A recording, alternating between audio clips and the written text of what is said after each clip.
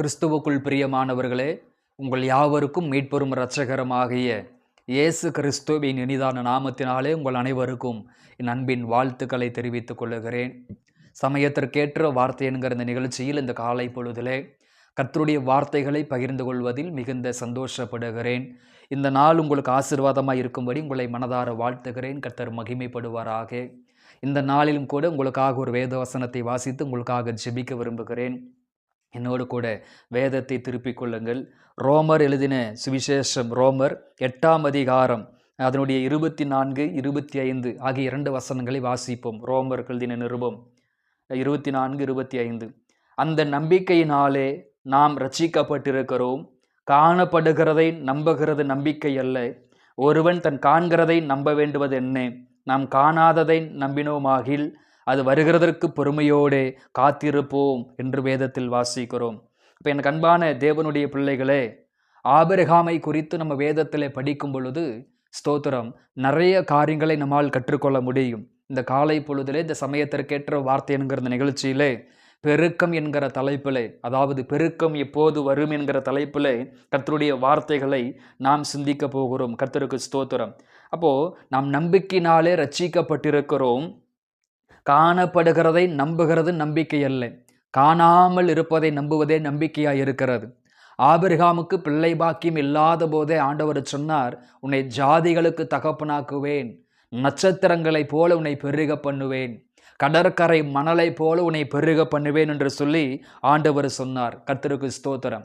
அப்போ காண்பதை விசுவாசிப்பதில்லை, காணாமல் விசுவாசிப்பதே பாக்கியமாக இருக்கிறது. அப்போ காண்பதை நம்புவது நம்பிக்கை அல்ல, காணாமல் இருப்பதை நம்புவதே நம்பிக்கையாக இருக்கிறது. அப்போ நம் காணாததை நம்புவோமாகில் அது வருகிறதற்கு பொறுமையோடு காத்திருப்போம் என்று வேதத்தில் சொல்லப்படுகிறது. அப்போ என் அன்பான தேவ பிள்ளைகளே, உங்கள் தனிப்பட்ட வாழ்க்கையிலே, உங்கள் குடும்ப வாழ்க்கையிலே, உங்கள் வேலை ஸ்தலத்திலே, உங்கள் ஊழிய ஸ்தலத்திலே ஒரு வேளை எப்பொழுது பெருக்கம் வரும்? இன்னும் ஒரு வளர்ச்சியை பார்க்க முடியவில்லை, ஒரு மாற்றத்தை பார்க்க முடியவில்லை, ஒரு முன்னேற்றத்தை பார்க்க முடியவில்லை. நான் விரும்புகிற ஒரு பெருக்கம் எப்பொழுது என்னுடைய தனிப்பட்ட வாழ்க்கையில் வரும்? நான் விரும்புகிற பெருக்கம் எப்பொழுது என் குடும்பத்திலே வரும்? நான் விரும்புகிற பெருக்கம் எப்பொழுது என் வேலை ஸ்தலத்திலே வரும்? நான் விரும்புகிற பெருக்கம் எப்பொழுது என்னுடைய ஊழியத்தில் வரும் என்று சொல்லி நீங்கள் இந்த காலை பொழுதிலே ஒரு கேள்விகளோடு இந்த வார்த்தைகளை கேட்டுக்கொண்டிருக்கலாம். அப்படியானால் இந்த காலை பொழுதிலே எப்போது ஒரு தேவ பிள்ளையினுடைய வாழ்க்கையிலே பெருக்கம் வரும்? ஆபிரகாமுடைய வாழ்க்கையிலே ஸ்தோத்திரம், அநேக வாக்கு தத்தங்கள் இருந்தது, உடன்படிக்கை இருந்தது. நட்சத்திரங்களைப் போல, கடற்கரை மணலை போல உன்னை பெருக பண்ணுவேன், ஜாதிகளுக்கு தகப்பனாக்குவேன் என்று சொல்லியிருந்தாலும் கூட அந்த வாக்கு தத்தம் நிறைவேறுகிற வரைக்கும் உன் பொறுமையாய் காத்திருந்ததை வேதத்தில் வாசிக்கிறோம். அப்படியானால் இந்த காலை பொழுதிலே பெருக்கம் எப்போது வரும், பெருக்கம் எந்த விதத்தில் உருவாகும் என்று ஒரு 3 காரியங்களை மாத்திரம் பார்த்து நாம் ஜெபிக்க போகிறோம். ஆண்டவர் நமக்கு உதவி செய்வாராக. அப்போ முதலாவதாக நம்முடைய வாழ்க்கையில எப்பொழுது பெருக்கம் வரும்? நாம் விரும்புகிற பெருக்கம், ஆண்டவர் சொன்னார், நானும் உனக்கும் எனக்கும் நடுவாக உடன்படிக்கை ஏற்படுத்தி உன்னை மிகவும் திரளாய் பெருக பண்ணுவேன் என்று ஆண்டவர் சொன்னார். அப்போ எப்பொழுது நம்முடைய வாழ்க்கையிலே பெருக்கம் வரும் அப்படின்னு பார்க்கும் பொழுது முதலாவது ஜெபத்தினால் பெருக்கம் வரும். ஜெபத்தினால் ஒரு பெருக்கம் உண்டாகும், ஒரு இன்க்ரீஸ் உருவாகும். கர்த்தருக்கு ஸ்தோத்திரம். பருமையான இந்த காலை பொழுதிலே நம்முடைய வாழ்க்கையிலே, நம்முடைய தொழிலே, நம்முடைய வேலையிலே, நம்முடைய ஊழியத்திலே, தனிப்பட்ட ஜீவிதத்திலே எப்பொழுது பெருக்கம் வரும் அப்படின்னு படிக்கும் பொழுது ஜெபத்தினால் மட்டும்தான் ஒரு மனிதனுடைய வாழ்க்கையிலே ஒரு பெருக்கத்தை ஆண்டவரால் கொடுக்க முடியும். உதாரணத்திற்கு ஆதிகாம புஸ்தகத்திலே 28ஆம் அதிகாரத்திலே யாக்கோபு தன்னுடைய சகோதரனுக்கு பயந்து தன்னுடைய மாமாவாகிய லாபான் வீட்டுக்கு புறப்பட்டு போகிறார். அன்றைக்கு ராத்திரியிலே ஒரு கல்லை எடுத்து பெத்தேலில் வைத்து தூங்குகிறார்.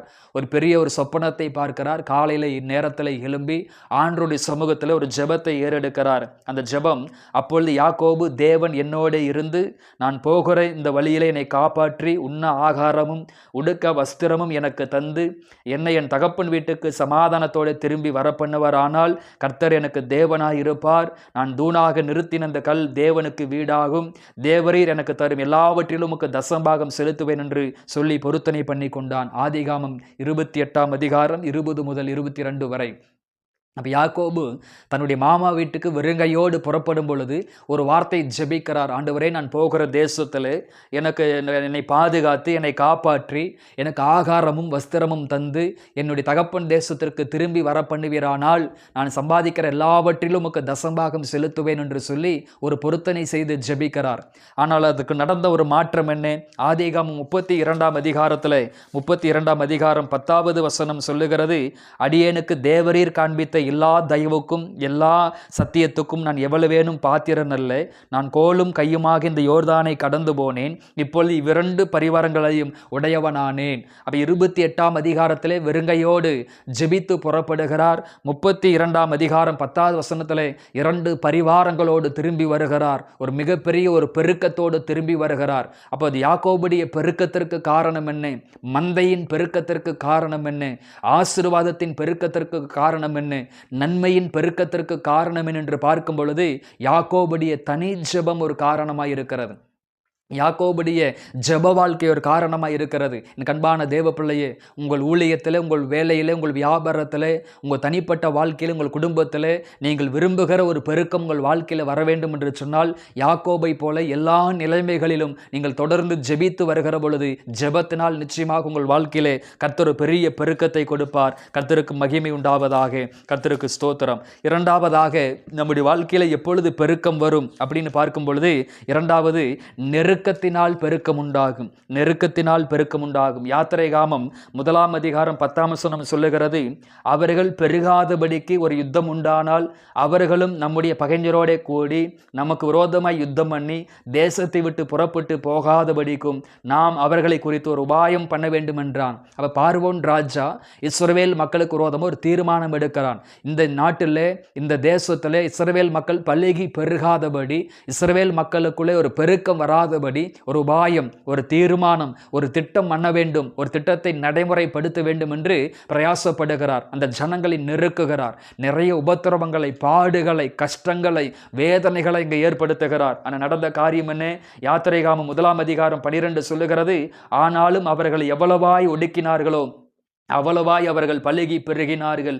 ஆகையால் அவர்கள் இஸ்ரவேல் புத்திரரை குறித்து எரிச்சல் அடைந்தார்கள் என்று வேதத்தில் வாசிக்கிறோம். அப்ப இரண்டாவது, எப்பொழுது நம்முடைய வாழ்க்கையிலே, நம்முடைய ஊழியத்திலே, நம்முடைய குடும்பத்திலே பெருக்கம் உண்டாகும் அப்படின்னு பார்க்கும் பொழுது எப்போதெல்லாம் உங்கள் தனிப்பட்ட வாழ்க்கையிலும், எப்போதெல்லாம் உங்கள் குடும்ப வாழ்க்கையிலும், உங்கள் வேலை ஸ்தலத்திலும், வியாபார ஸ்தலத்திலும், ஊழிய ஸ்தலத்திலும் அளவுக்கு அதிகமான நெருக்கத்தை, அதாவது கஷ்டத்தை, பாடுகளை, உபத்திரவங்களை, மனிதர்கள் மூலமாக நெருக்கடிகள், சத்துருவின் மூலமாக நெருக்கடிகளை சந்திக்கிறீர்களோ, எப்போதெல்லாம் உங்கள் வாழ்க்கையிலே இயற்கைக்கு மாறாக நெருக்கத்தை சந்திக்கிற பொழுது அந்த நெருக்கங்கள் உங்கள் வாழ்க்கையிலே ஒரு பெரிய பெருக்கத்தை கொண்டு வரும். அப்போ முதலாவது, ஜெபத்தினால் ஒரு மனிதனுடைய வாழ்க்கையிலே பெருக்கம் உண்டாகும். இரண்டாவது, ஒரு மனிதனுடைய வாழ்க்கையிலே ஸ்தோத்திரம் நெருக்கத்தினால், உபத்திரவத்தினால், பாடுகளினாலே ஒரு பெருக்கம் உண்டாகும் என்று வேதத்திலே வாசிக்கிறோம். கர்த்தருக்கு ஸ்தோத்திரம். மூன்றாவது, நம்முடைய வாழ்க்கையில் எப்பொழுது பெருக்கம் உண்டாகும் அப்படின்னு பார்க்கும் பொழுது வாக்கு தத்தத்தினால் பெருக்கம் உண்டாகும்.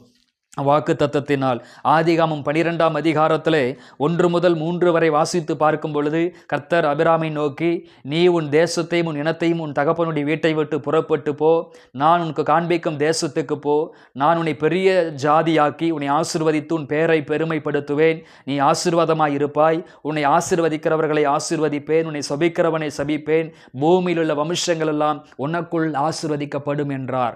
அப்போ மூன்றாவது, ஒரு மனிதனுடைய வாழ்க்கையில் எப்பொழுது பெருக்கம் உண்டாகும் என்று படிக்கும் பொழுது வாக்கு தத்தத்தினால் பெருக்கம் உண்டாகும். உன் இனத்தை விட்டு, உன் தேசத்தை விட்டு, உன் வீட்டை விட்டு நான் காண்பிக்கும் தேசத்துக்கு போ, அப்பொழுது பூமியில் உள்ள சகல வம்சங்களும் உனக்குள் ஆசீர்வதிக்கப்படும் என்கிற வாக்கு தத்தம் ஆபிரகாமின் வாழ்க்கையிலே ஒரு பெரிய ஒரு பெருக்கத்தை கொண்டு வந்தது. ஆசீர்வாதத்தின் பெருக்கத்தையும், நன்மையின் பெருக்கத்தையும், மேன்மையின் பெருக்கத்தையும், மந்தைகளின் பெருக்கத்தையும், நிலத்தின் பெருக்கத்தையும் கொண்டு வர ஆரம்பித்தது. பரமையான காலை பொழுதிலே உங்கள் வாழ்க்கையில தேவன் பல விதங்களிலே வாக்கு தத்தங்களை, தரிசனங்களை, திட்டங்களை, சொப்பனங்களை ஆண்டவர் கொடுத்திருப்பார். தொடர்ந்து நீங்கள் முன்னேறி சொல்லுங்க. அந்த வாக்கு தத்தத்தினால் ஒரு பெருக்கம் உண்டாகும். அப்ப நம்முடைய வாழ்க்கையில் எப்பொழுது பெருக்கம் உண்டாகும்? ஜெபத்தினால் பெருக்கம் உண்டாகும், நெருக்கத்தினால் பெருக்கம் உண்டாகும். மூன்றாவது, உங்களுக்கு தந்திருக்கிற வாக்கு தத்தத்தினாலே ஒரு பெருக்கம் உண்டாகும். தொடர்ந்து நீங்கள் தேவ கிருபையில முன்னேறி செல்லுங்கள். கர்த்தர் உங்களை பலுகி பெருக பண்ணுவாராக. கர்த்தருக்கு ஸ்தோத்திரம். ஜெபிப்போம். அன்பின் பரலோக பிதாவே, ஆசீர்வாதமான இந்த காலை பொழுதற்காக உமக்கு நன்றி. யாரெல்லாம் தனிப்பட்ட வாழ்க்கையிலே, குடும்ப வாழ்க்கையிலே, வேலையிலே, ஊழியத்திலே பெருக்கம் இல்லை, வளர்ச்சி இல்லைன்னு ஜெபிக்கிறார்களோ, இந்த காலை பொழுதிலே இந்த பிள்ளைகளுக்கு ஜெபத்தினால் ஒரு பெருக்கம், நெருக்கத்தினால் ஒரு பெருக்கம், வாக்கு தத்தத்தினால் ஒரு பெருக்கம் உண்டாகும்படி மனதார ஜெபிக்கிறேன். தடைகள் இயேசுவின் நாமத்திலே மாறட்டும். இவர்கள் அந்த தேசத்தில், அந்த இடத்திலே பல்லுகி பெருகும்படி நான் மனதார ஜெபிக்கிறேன். எல்லா எதிர்மறையான சூழ்நிலைகளை மாற்றி போடும். கர்த்தர் பொறுப்படுத்திக் கொள்ளும், பலப்படுத்தும், ஆசீர்வதியும். இயேசுவின் நாமத்தில் பிதாவே, ஆமேன், ஆமேன். கிறிஸ்துவுக்குள் பிரியமானவர்களே, இந்த வார்த்தைகளின் அடிப்படையிலே ஆண்டவர் உங்களை ஆசீர்வதிப்பாராக. God bless you.